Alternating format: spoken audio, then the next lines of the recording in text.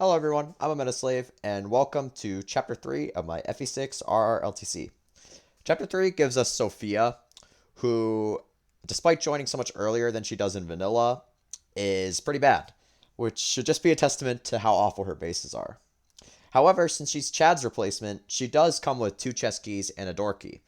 These 2 chest keys are very helpful for Chapter 6, where I can have chests be opened by 2 units of my choice rather than exclusively Chad. This gets me more treasure overall as a result.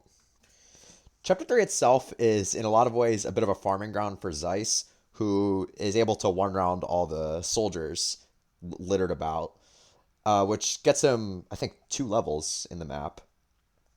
And then, of course, Juno, Diane, Karel, and Yoder follow him. But there are the 2 villages that I'm worrying about. I send Hugh up to the top left to go recruit Lou's replacement, since he can handle those enemies with a little bit of luck. The bottom right is a men's staff, which doesn't really matter because Yoder tops people off with heal, as you can see. But worst case scenario, it's extra money, and I still put it on Yoder just in case I wanted it somewhere else. Of course, my quest to feed Karel kills continues. However, the main caveat is that I got more EXP than I probably should have been able to, since I didn't.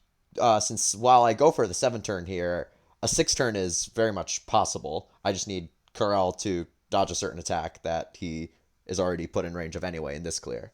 But the reason why I chose not to go for it is because I couldn't find a way to didn't remember finding a way to get Karel to level 4 for chapter 5 while 6 turning this map.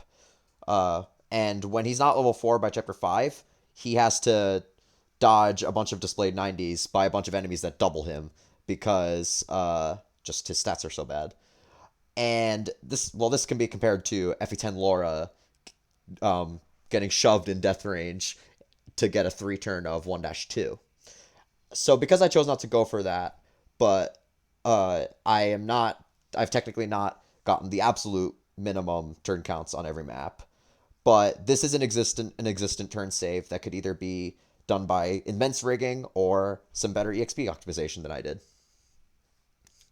I had Diane get attacked by that soldier in the forest, and I wanted him to end his turn in the forest so that Fa would not want to KO him because his stats rolled such that she does. But I want this kill for Karel, so there he is.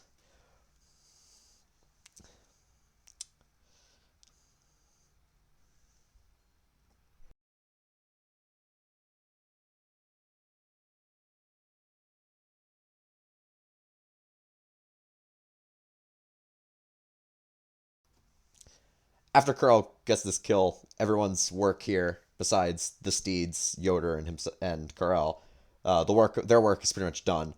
It's just so they just hang out, burn our ends, and convoy warp the men's staff to Merlinus, which I enable by filling Garrett's inventory. This specific RN burn is pertains to the stats on the enemies in that room.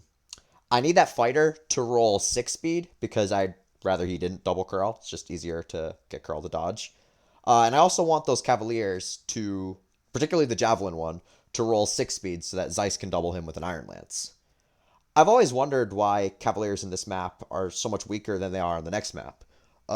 Even though they're still quite low leveled in both maps. Because even units like Lance or a slightly weighed down Shanna in Vanilla can comfortably double them.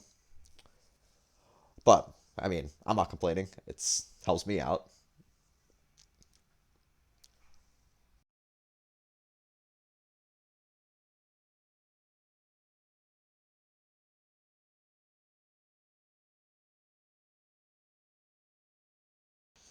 Knights, with their hilariously high defense, of course, are a pain in the ass to kill so right now. But luckily, I have Yoder who will destroy them.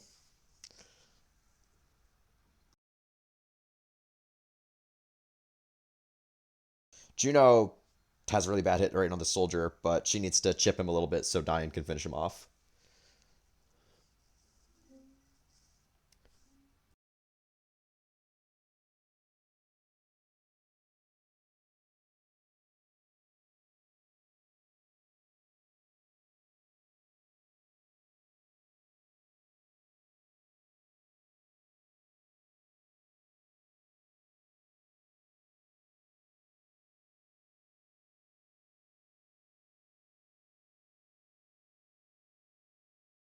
They even Tink Zeiss. While his defense is very good, it's still just weird how weak they are.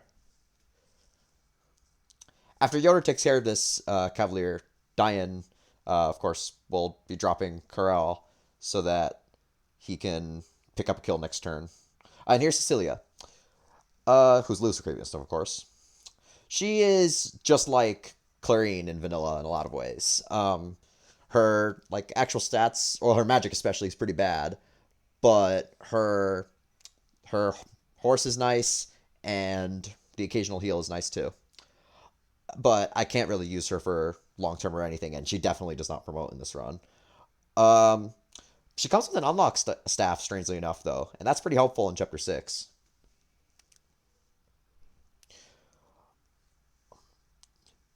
Of course, Karel gets his precious kill, and he'll be able to be rescue dropped in range of the throne for next turn.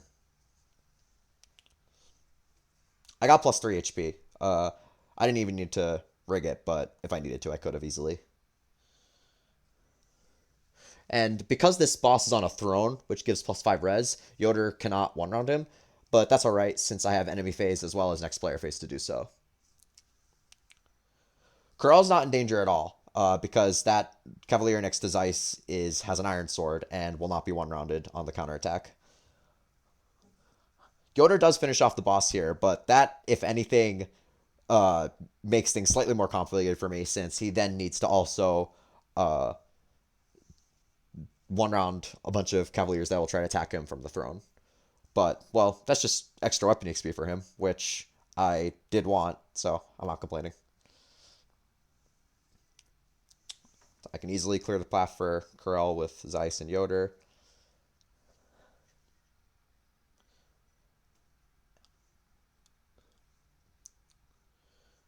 I nabbed a little bit of extra EXP by rigging the crit here because it was pretty close to the seed. It's not, it's clearly inconsequential, but I just went for it anyway.